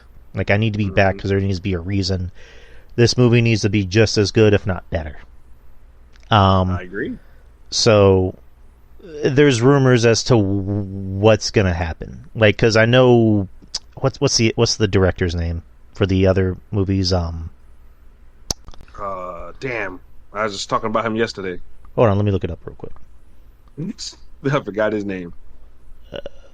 Not Mark Webb. That was Amazing Spider-Man. John Watts. There you go. John Watts, yeah. So John Watts allegedly won't be coming back for this new trilogy, which kind of tells you something as to what kind of movie this is going to be. Is it like, because if it was John Watts, the idea behind it was that, is it going to be another multiverse movie? If it's not John Watts, the idea is, I guess whoever the director is it's going to be a more grounded neighborhood friendly street hero Spider-Man, which I'm actually down for. I would actually prefer that. You know who I would like to see get a crack at it? The two guys that directed the last two Bad Boy movies. Yeah, they were attached to it. I know Justin Lin, of Fast and Furious fame, was attached to it. No, I do not want to see Spider-Man flying through a fucking windshield and not have not one scratch on him. No, thank you. Family, come on, Peter. Yeah. You can't let down family. No, I get you. But yeah, the two... Ned's fat in one scene, and all of a sudden he's got abs. No, I don't want to see that. Fuck out of here. No, I get you. But like, yeah, the two directors, I forget their names, because they did not Captain, but Miss Marvel. They actually directed the Batgirl movie, which was finished, but has never seen the light of day. So we'll never see the light of day either, that's sad. I feel bad for that chick. So there hasn't been a director announced. I know essentially Tom Holland obviously is coming back. Zendaya is coming back. Jacob, I forget his name. I was going to say Jacob Fatu. Not Jacob Fatu. Jacob Millard. Jacob Fatu will be playing the role of...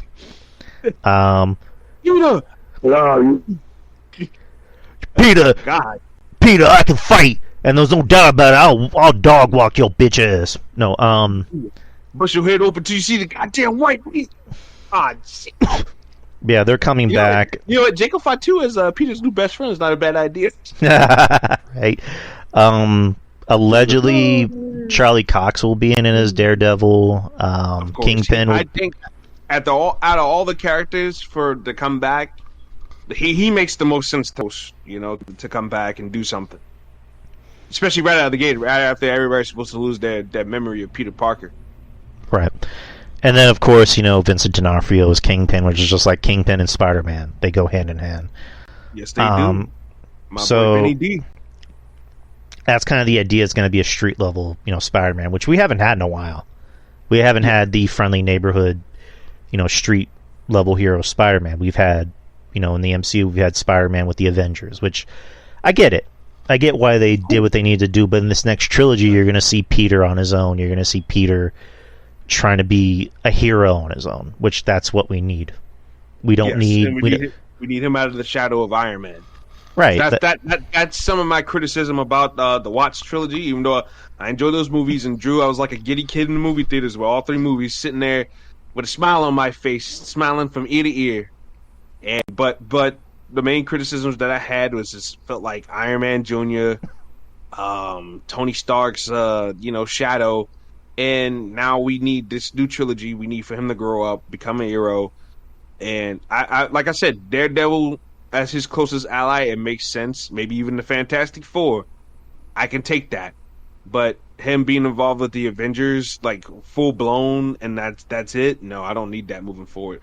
He will be in the Avengers movie, obviously, but I don't need him to be in the shadows of the Avengers again.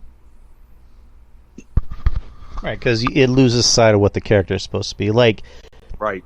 There's a YouTuber who made an interesting point about the MCU Spider-Man movies, is that all three of them were a giant origin story for this character heading forward in the MCU. Because we didn't get Uncle Ben, which good, because we don't need to see Uncle Ben die again.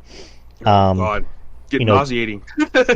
Peter going into this movie, he's kind of a brand new man. Like, he has a fresh coat of paint. Unfortunately, because he lost Aunt May.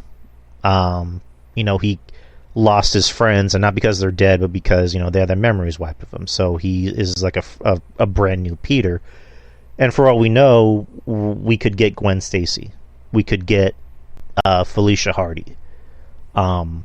While we still have MJ. So, we can introduce interesting aspects or new aspects from comic books. We could get an Eddie Brock for the MCU. We could get maybe a newer Norman Osborn, or maybe a newer Harry Osborn. You know, I know Tom Holland really wants Timothy Chalamet to be Harry Osborn, which that'll be fun. Not gonna lie. I can see that. Definitely, I can definitely see that. That'd be fun. So, but I'm interested to see where this new Spider-Man, you know, for this new trilogy goes. If they do a new MCU Green Goblin, right? Who do you see even playing that part? Because god damn, Willem Dafoe is just a tough act to follow, man. I have two. I mean, I have two choices. I doubt it'll happen, but like you said, it's a tough act to follow. I have two choices: McConaughey. Yeah. Or I feel like I use this actor for like any like maniacal role, but it's just like he plays it so well. Anthony Starr. Yeah.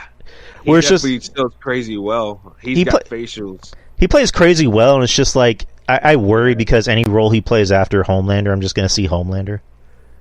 Yeah, and that's the thing he wants. That's the thing he'll probably want to get away from too. Yeah, like they asked him about like possibly playing another comic book role, and he's like, I'm almost 50. Like, I don't know if I can do action scenes anymore. I'd rather just be a guy in a chair going, hey, do this. But I think as a fan of his, I'd probably want that more for him, is just to play different roles. But it's just like I don't know, he has crazy eyes. He does. Like, he plays these roles a little too well. But I don't know, again, it just who do you cast after Willem Dafoe? He's just that fucking good. He's that damn good. Mm-hmm. Speaking of roles, so we're doing about an hour and a half, which is good. And I know you wanted to get out of here in a bit, so I'll make this quick. I played a game with Justin on the show on Wednesday. Now I want to play a game with you. All right. So this is going to be a game called Miscast or Perfectly Cast. Okay. So let's do it. So I'm going to name actors that have either currently playing a comic book role or have played a comic book role in the past. And you're just going to tell me, were they miscast or were they perfectly cast? Okay. So, all right, let's do it. So I'm going to start. I'm just going to pick a random name out of the hat. Halle Berry as Storm.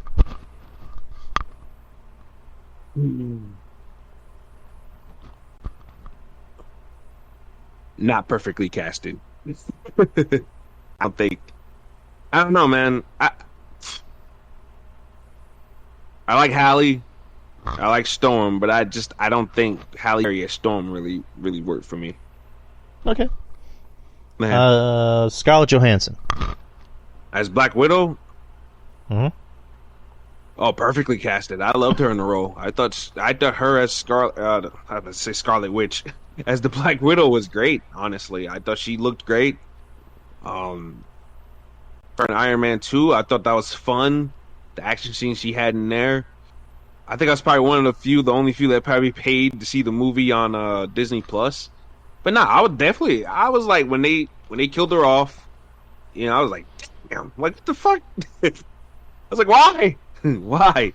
But no, she's a badass, and like everything with her kind of felt earned. Like you was just talking about earlier, a female character is not really earning shit, but she earned Black Widow. She earned the whole title of that, and I felt like she was definitely perfectly casted for it. So, right, perfect cast. Mark Ruffalo as the Hulk. Hulk, Bruce Banner, however you want to spin it. Yeah. I like his take. And we haven't had a full-blown movie with him yet. I think the most we've seen of him was Thor Ragnarok, because he was a side character in that. But I like him. I like him in the role. I think he does. You can tell he's having fun, and his version of Bruce Banner feels fun to me. Right. He does have his moments where he does feel like a broken human being.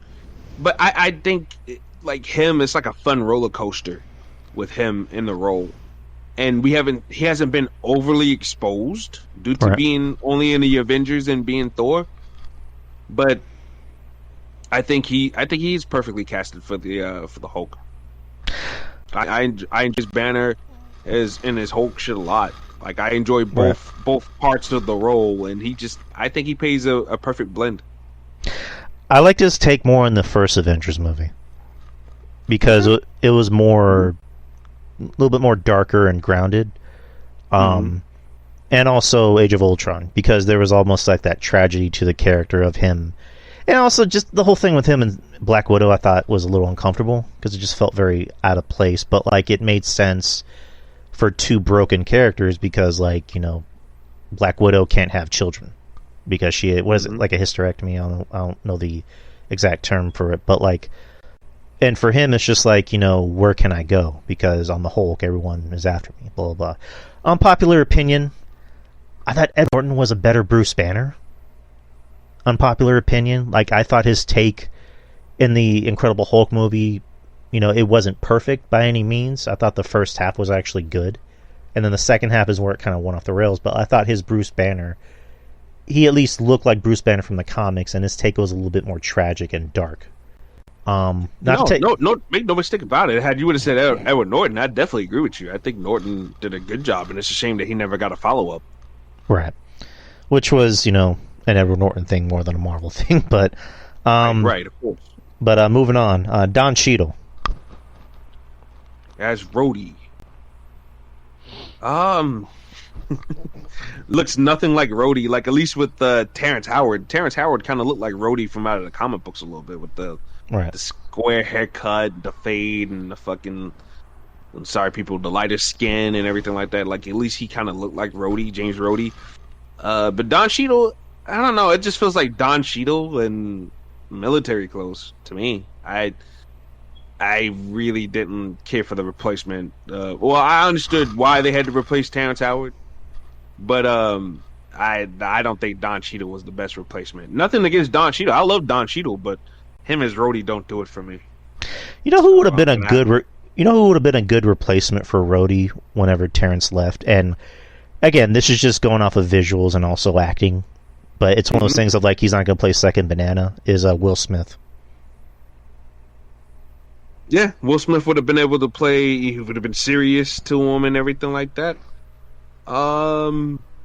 Yeah, because he could play a good mix of serious and then fun when he needed to. So no, that would have been good. That movie budget would have been through the roof. Trying to pay both of them motherfuckers, him and Robert Downey Jr. That budget would have been crazy. But yeah, no, that would have been fun. That would have been fun. Right, because like an independent. Go ahead. They just better not catch Dwayne Martin bending him over, destroying him like that. That interview. I don't believe that. I don't believe that at all. But that's not here. Talking very loose, but that's not here nor there. But yeah, just again, I've always liked Will Smith. I'm a Will Smith fan. Even when the slap happened, I didn't like condemn him for it. It was just, I think it was more shocking because like we saw it and we're like, oh, I guess Will Smith isn't, you know, this bubblegum happy guy. And I also think people forget, and maybe Will Smith forgot, that he's a black guy from West Philadelphia. Yeah. So again, born and raised. I'm playing around, blah blah blah blah blah. But I'm a Will Smith fan, and it's just one of those things of like, when he came on Suicide Squad, it's like, yeah, Will Smith is in a comic book movie, and it's just like, kind of wasting him a little bit. But again, that's not here nor there. Andrew Garfield. Oh yeah, absolutely. As Peter Parker, I mean, too cool for school, Peter Parker, but fantastic Spider-Man, man. Fantastic Spider-Man. So yeah, no, definitely perfect casting. I will die on this hill. I thought Andrew Garfield was a perfect Spider-Man because he seemed, no disrespect to Tobey, I think Tobey got the nerdy part of Peter Parker right, but there's just problems with him.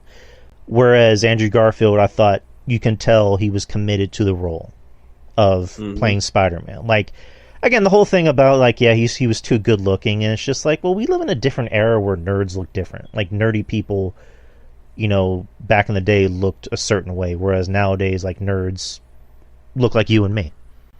Yeah, but you know, but like, people gotta understand too. Like, this is pulled from the Ultimate side of things as well. Yeah. So, the Ultimate Peter Parker is a skateboarder and does look, you know, he's a handsome guy. So, like that was a different twisted take on things too, and fresh of Dealing with Toby, it had to be different. So like, I'm never gonna condemn them for that, but it's just that him just committing to Spider-Man just stands out more, and it's like, no, he was perfect as Spider-Man.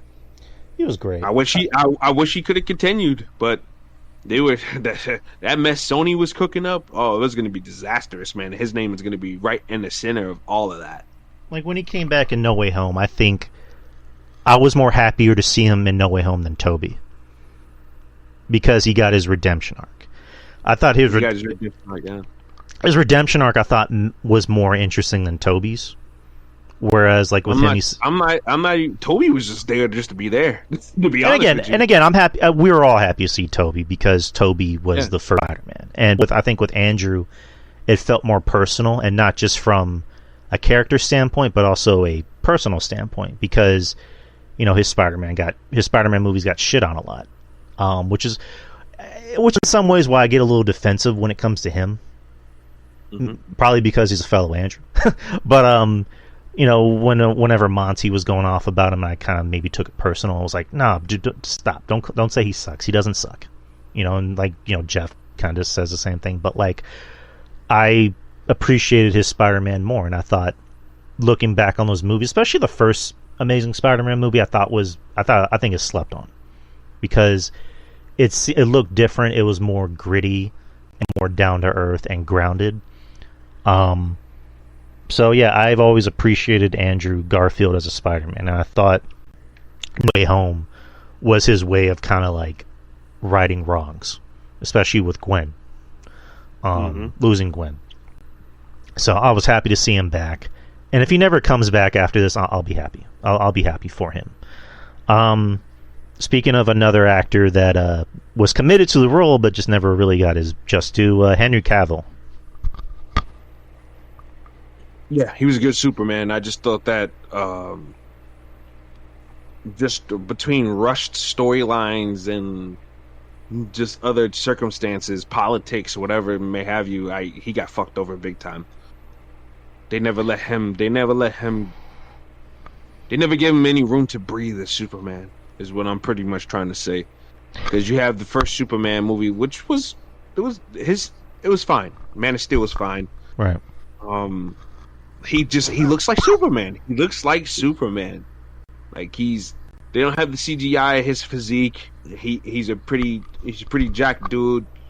He just had the face for Superman. And he had the chops for it as well.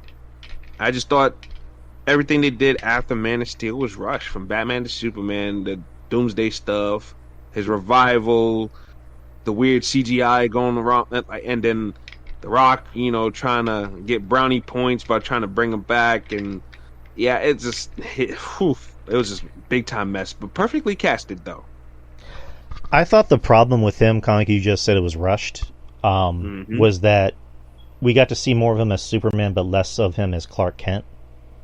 And I think that's what makes Superman enjoyable and fun, is that you know Clark Kent first. It's kind of like with Peter Parker and Spider-Man. We need to know Peter Parker first before we can know Spider-Man, and that's why we end up liking or loving Spider-Man so much, is because we love Peter Parker.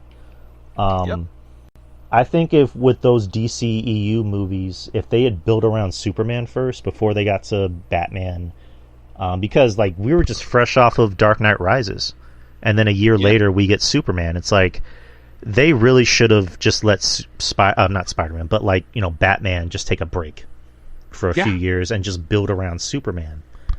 But again, they were just like, we need to get everything out as possible because Marvel is Marvel, and we need to rush with them. We need to. Marvel took their time. That's the mistake they made. Yeah, it was a marathon, not a sprint. Exactly, and that's what happens when you're not on the same page. And the DC EU, they paid for that. They paid for that heavily for rushing. At James Gunn, he's not rushing. He's laying down a plan, and he's got 5-10 year plans, and he's laying everything out on the table, and he's letting everybody know, hey, this you're gonna get, then here's what you're gonna get. Like, he has a plan, and he's gonna try to follow through with it. And props to him for that. And I don't think anything's gonna be rushed. So that's why I'm looking forward to his stuff more than this whole And I could have sworn I said it like 10 years ago that this whole thing, and they was trying to rip off of what the Avengers had going on by rushing the Justice League, that it was going to suck. And I hate that I was right, but I was right. Yeah. Even though the Justice League, the Snyder Cut was fully fleshed out and definitely worth the wait on, it was just too damn bad that they couldn't have a good follow up after that. Right. So, speaking of another Superman, Brandon Routh. Yeah. Boy, Brandon. He.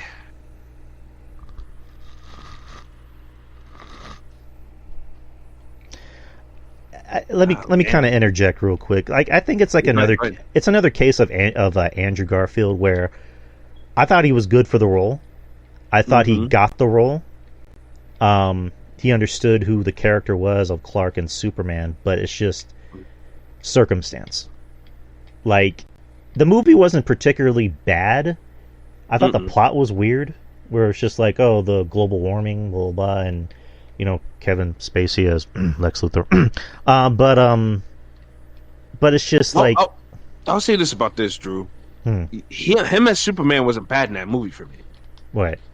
I don't have a problem with him as Superman at all. Right. He didn't do anything that was particularly memorable. And plus, I haven't seen that movie in ages. I have to maybe get a refresher. Maybe I might have a different opinion. But from what I remember, like, it's just Spacey as fucking Lex Luthor, that was just... ugh. I didn't care for that one at all. And I didn't care for his plot either. I didn't care for that movie. But I'm not going to punish Brandon for that. I thought Brandon did a good job for what he was given. And I thought that, and I liked that they gave him a chance to redeem that movie, I guess, by giving him a shot to the Kingdom Come outfit and the. I thought that was great. I thought that was good. Like, he really, for the little time that he got in that series, you know, for the Arrowverse thing, like, I thought that was kind of his way, kind of like with Andrew, of like being able to kind of tie everything back up. Yeah, and he did. You know, and I still, every now and then, I'll go back on YouTube and look up that monologue that he did where Lois is asking him, you know, your symbol's black and not, you know, orange or whatever. Like, why is that? And he explains why. And it's like a very quick, like, minute and a half, like, monologue, but it's effective. And, you know, Lois, she kind of chuckles and goes, man, all Clarks are the same. Like, not in a condescending way, but like, man, you guys really are all the same. So, but yeah, like, kind of like with you, like Brandon Routh, like, he was a good Superman. It's just, I think people they have their own revisionist history of like, well, the movie was bad, so he was bad. It's like, he wasn't necessarily bad. It's just the movie. Here's the thing: the movie ended up making a lot of money, and I think it got good reviews. It's just, literally, according to Brandon Routh, everybody that was a part of the movie that made it a success, they go on to do other things. So they weren't able to come back and, you know, remake the movie or do the movie that they wanted to do. So that's why it, you know, left the way it did. So, lastly, we'll do one more and then we'll call it a day. Jason Momoa. As Aquaman. Perfect Aquaman. Very godly like. Obviously, I mean, Momoa looks like a Greek god. So the casting, I thought him as Aquaman was pretty cool. And I went to see the first Aquaman. You went to go see that. And I didn't think it was a terrible movie. I didn't think it was like particularly great either. But I thought, for what it was worth, I thought Momoa looked the part. He looked great. And it's a shame that tanked too, because I thought that he had legs with the character. Right.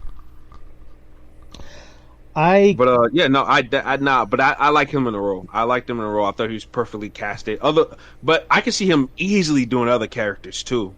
Oh yeah, easily. Like Lobo. I know he's been tied to Lobo. I could definitely see that working. That'd be really cool. You imagine just Jason Momoa, taking a page out of his wife's book. I'm about to say Lenny Kravitz. Damn, I'm blanking up. Lisa Bonet. Yeah. taking a page out of her book and doing the dreadlocks with Lobo. That'd be dope. That'd be dope. That's a dope look. But him as Aquaman, I thought he was a fine Aquaman, and it's just a shame what happened with the series too. I kind of disagree because I think with Aquaman, I didn't really get the impression that he was playing Aquaman. He was just playing himself. Which again, like the first Aquaman movie, I wouldn't say it's one of my favorite comic book movies. It's one of those movies like if it's on, I'll watch it. But like I didn't hate it, but I didn't love it. And granted, it made $1 billion, so what do I know? But like, it's I think it was kind of miscast because with Aquaman in the comics and like video games and animated movies, like he was kind of like Thor, but like underwater, or he was more of a regal kind of like serious character. Whereas in the movies with Jason Momoa, he was just playing Jason Momoa. Like he was just like, yeah, my man, yeah. Like he was like he looked like he was having fun. So I can't take that away from him. But like, it's funny because like with the rumors of him playing Lobo, Jason Momoa has always wanted to play Lobo, and like he said, when he got cast as Aquaman, he thought he was being cast as Lobo. And whenever they explained to him, yeah, you're going to be Aquaman, but he's like, wait, isn't Aquaman white? And they explained to him, no, we're going to change the character, we're going to fit him with your like roots and whatever. He's like, oh, okay. But I think he's always wanted to be Lobo, and it kind of seems like that's kind of what they're doing with him in the new DC, universe, is that he's going to be Lobo, which I think that's perfect for him. So yeah, I think he's miscast. I like, in my opinion, I think he was miscast in a sense where it's just like you didn't really see him being anything other than just Jason Momoa. Okay. It's kind of like with the Rock as Black Adam. Like he looked great in that suit, but he was just all you saw was Dwayne Johnson and not any other character, in my opinion. But no, definitely. But yeah, it's Hey, that's why we do these shows and have these discussions, man. Because that's like we said earlier. Tying back to what we said earlier, it's okay to disagree, especially when we have strong reasons as to why we disagree. But no, I mean, I'm not saying you're wrong either, though, because it definitely felt like he was having fun and Momoa. But I just think that's what made those movies fun, though, was him just kind of being Jason Momoa and Toasty Aquaman, as they like to call him. So I mean, I just thought it was fine for what it was worth, because the movie otherwise is kind of, I don't know, man, it kind of had its boring parts. So that's probably one thing I don't mind. Usually I give other people hell for playing themselves in movies, like The Rock. Every movie he's in, he's just The Rock. I don't see him playing a character. Just The Rock. But yeah. No, I definitely see what you're coming from, though, for sure. Right. I'm not usually like a cinephile when it comes to like stuff like that, where I'm like, I need to see you, be another person. Like every now and then, it's like with Batista. Batista was like, I want to be something else other than just a big guy that can beat you up. Like I want to play a different character, and I think that's what I appreciate about him more, is that any role I see him in, he tries to at least be something different. Whereas The Rock, I personally think The Rock is a decent enough actor that he can be nominated for an Oscar. And The Rock just chooses the roles he wants to be in because he knows people are going to see him and they're going to make money. And The Rock's also a brand. People kind of forget about that. So he's doing an A24 movie where he's playing Mark Kerr, who was a former MMA fighter, so maybe that can be his breakout role. John Cena, I think he just wants to have fun, and there's nothing wrong with that. Like, he's making that DC money playing Peacemaker. He came out on The Bear, which was so fucking random.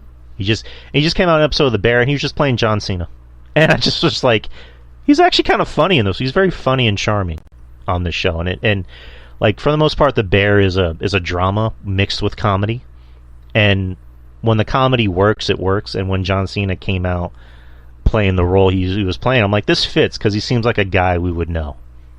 But that's all we have, people. We did about an hour 50. I got everything out that we need to get out. Like I said, I have more episodes in the vault that I need to release. But yeah, we got a new one out, and in a few weeks we got Deadpool Wolverine. So we will cover that. We will do a deep dive on Deadpool Wolverine after it comes out. But yeah, we are done, peeps. RJ, do you have anything to plug? Nothing really. Just catch us. Catch the Juyari Experience. Catch the Brooklyn Power Trip. Those are our shows with Justin and Monty, respectively, and respectively. And yeah, that's pretty much it. Let's catch us where every podcast, we can catch every podcast at Apple Podcasts, Spotify, Google is no more. But there's other podcasting apps out there too that you can use. I forgot which one Dax says he uses to listen to our shows. I think it's Poda something. I don't know the fuck. But yeah, there's other apps out there where you can catch us on and stuff like that on. So Spreaker as well. So yeah, we're not hard to find. We're just hard. Just ask all our hoochies. Rock hard, Drew. And also, as you guys know, I'm doing something different with the shows. I'll start releasing more shorts for the shows to kind of bring more eyes and ears to the podcast. And usually in the past, whenever I would upload an episode, I would just automatically upload it to YouTube. What I'm going to do now with the new shows, especially when I put them up on YouTube, is I'm going to edit them first on a app. It's a software I have on my computer called Wondershare, and I just uploaded Wednesday's episode. Jesus Christ, I can't talk. Episode on YouTube, and so far it has gotten 117 views. There you go. That's how you do it. With 2 likes. So definitely gonna start doing different things with the YouTube channel to kind of bring more eyes and ears, and hopefully some money. Some of that podcasting money. That's right. Yes, sir. But anyways, peeps, we are out, and we hope you enjoyed this episode because we enjoyed making it. That's right. So have a good week, people, and we will see you when we see you. Peace out. Peace out. Catch you guys later.